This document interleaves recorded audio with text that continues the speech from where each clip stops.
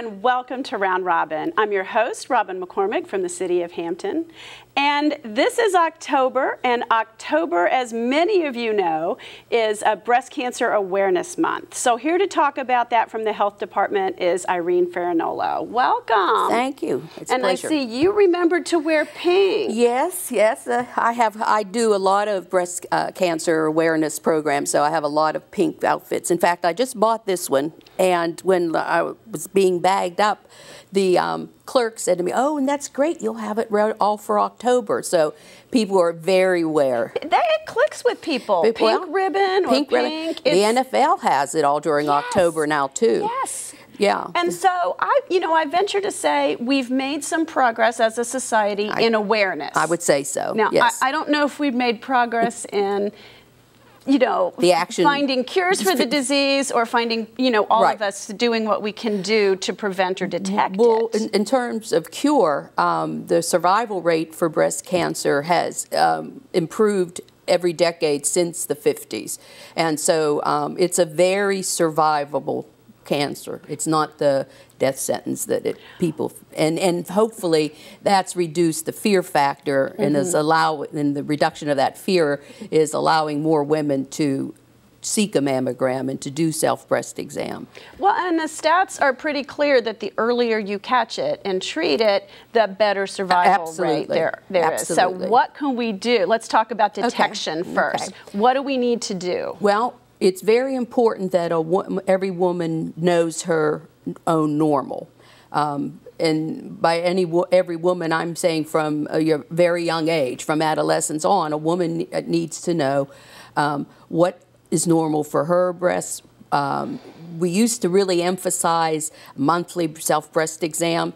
That's still very important, but the idea is to do it regularly and not to make it so regimented. And again, back to know your own normal, not just for your breast health, but for your your full body's health. To be able to notice a change, right, to notice a change. And a great time, if a woman hasn't been doing regular self-breast exam, a great time to do that is right after your annual exam, even if you're too young for a mammogram yet, because your caretaker, your physician or nurse practitioner will have done a very thorough exam, and if everything was normal then that's a good time to really do your self-breast exam so that you know, okay, this is my normal. And so continue to do that throughout your life.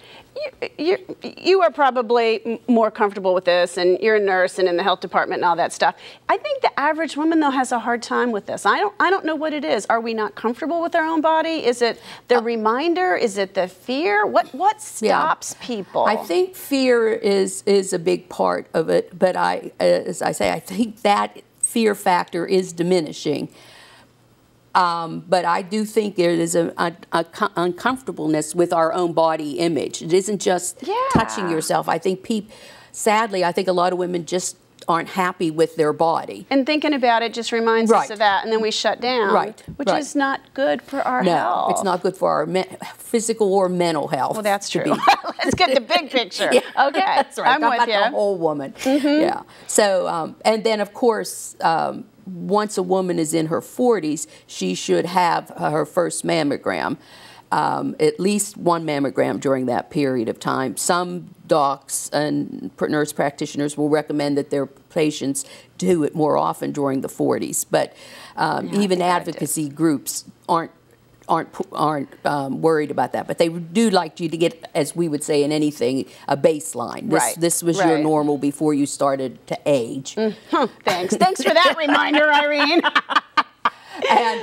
And then once a woman reaches 50, then although there is some controversy and disagreement about it, again, most of the advocacy groups like Susan G. Komen or American Cancer Society or the Breast Cancer Foundation still maintain that a woman should have a mammogram every year from 50 on.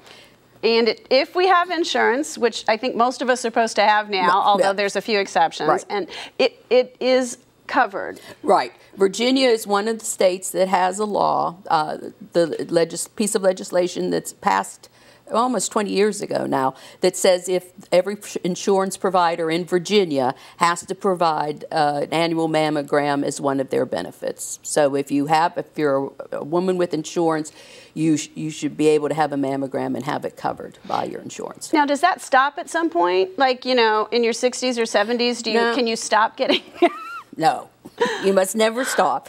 Actually, the greatest risk factor for cancer is age. So the older a woman is, the greater her chances of developing breast cancer. So there really isn't a stopping point. Gotcha. And, talk to your doctors. As you said, sometimes the recommendations change. There's different interpretations. Work with your doctor about any change you're feeling, about concerns, about when you should be screened. Yeah. I mean, it should be a partnership. Right. And another risk factor that that has a lot of bearing on when a woman should start having a mammogram is her family's history. So if a first-degree relative, a mother, a grandmother, aunt, a maternal aunt, sister, has developed breast cancer, it's very likely that your doctor will recommend having a mammogram earlier than 40. Yes. Depending on your physical health and the clinical breast exam, definitely start during the 40s to have a regular mammogram rather than waiting till 50 if that's part of your family's history. Yeah, that is a big deal. I know too many people who have that gene, who have that family history, and when it is that, it's a very aggressive form, and in some one of the families I know, it's hit the men as well as the women. It's a difficult thing. Yes, when it's in cases of the gene, then a family, if that can be tested, you don't have. Yes, and that's good. That's a huge step forward. There are some cases, and when some women, I have if it's a very good strong friend who did.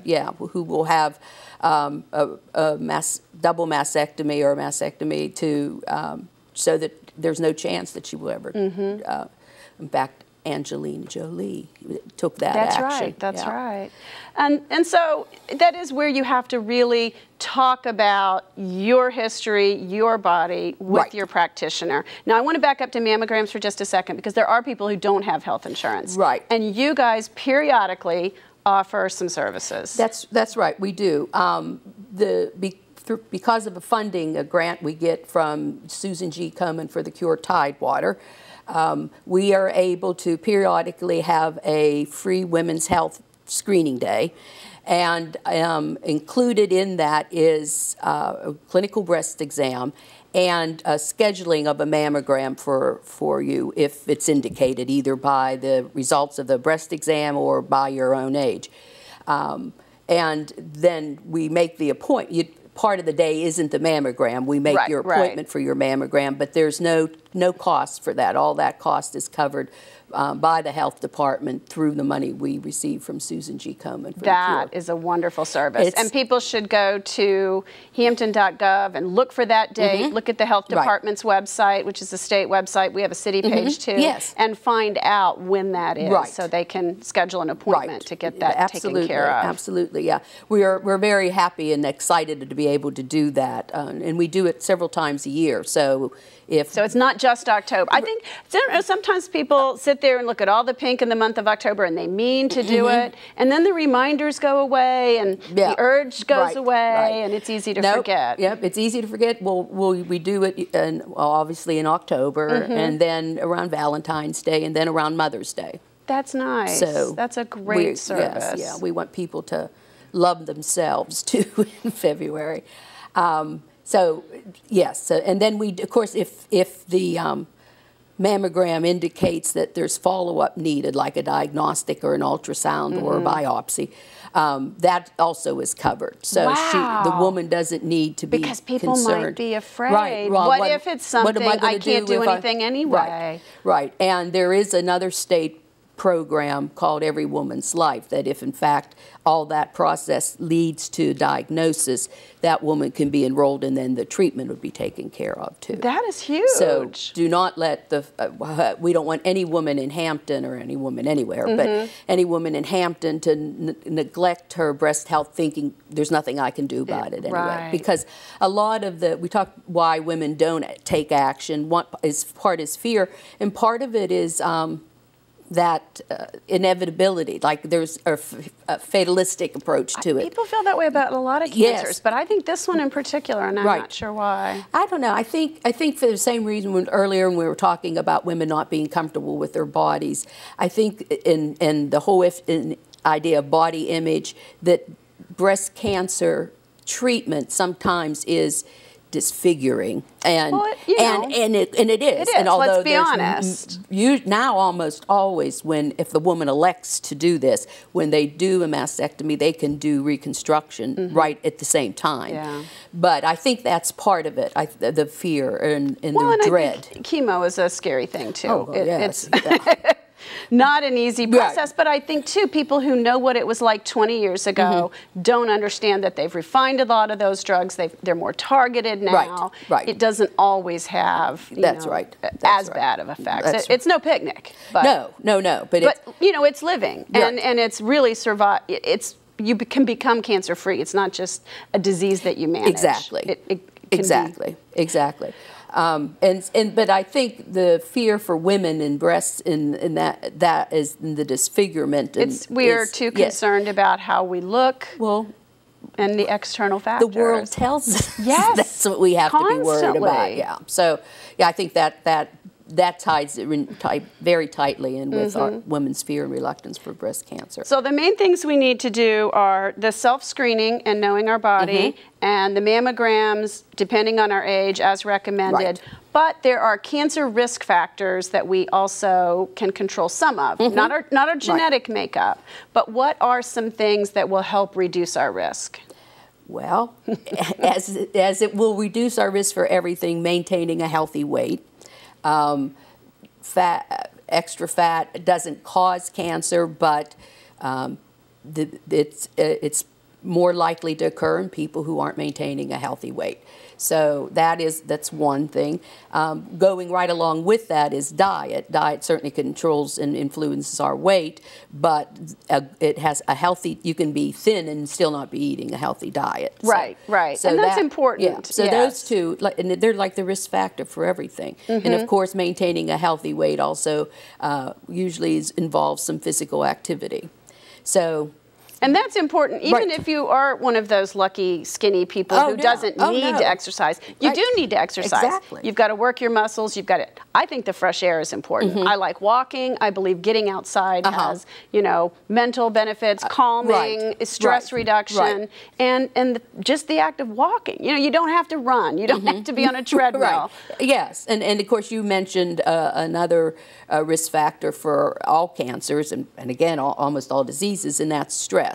So and physical activity is a great way to reduce your stress. So those are the risk factors for all cancers, and certainly and heart disease, lots of things. Else. But in terms of breast cancer, the primary risks are your family's history and your age. So you really have to keep up with those factors and talk to your practitioner about what's the right schedule. Because those are two things you can't do anything about. And speak up. If you are doing the self-detection and you find something, don't be too afraid to say something. Don't assume it's nothing. Get it checked out. Right. Don't be afraid. Face your fears. Right. Okay. Well, thank you so much, Irene. My pleasure, as always. Thank you. Thank you. And in this month of October, and frankly, we should re-air this not in the month of October, remember to reduce your own risk factors and practice detection. Know your body, check it out, find the mammogram schedule that's right for you, and keep up with it. And as always, we're all going to try to exercise more, eat better, and control our weight. Thank you so much for watching.